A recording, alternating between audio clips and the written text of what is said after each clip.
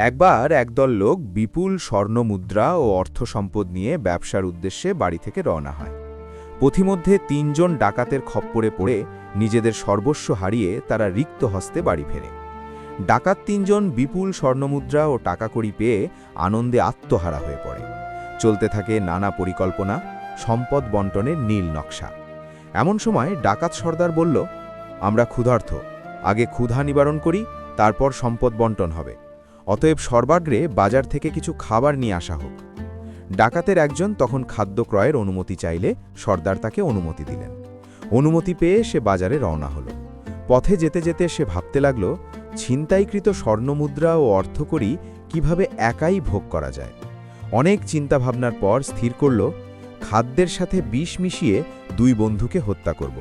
তখন সব সম্পদই আমার হয়ে যাবে। বাকি জীবন এই সম্পদ দিয়ে সানন্দে কেটে যাবে। মুছে যাবে দুঃখ দুর্দশা, বউ বাচ্চা নিয়ে ভালোভাবেই দিনাতিপাত করতে পারব।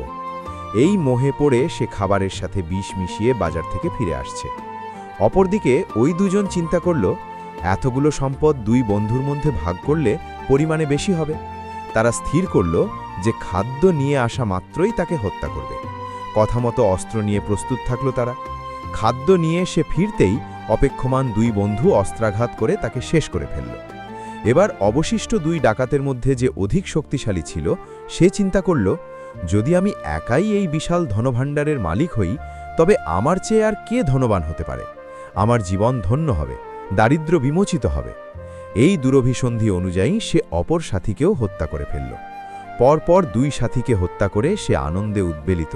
তার লোলুপ 2 চোখ অপলক নেত্রে তাকিয়ে আছে ছিনতাইকৃত সম্পদের দিকে। সাথীদ্বয়কে হত্যা করে স্বভাবতই পরিশ্রান্ত হয়ে পড়েছিল সে।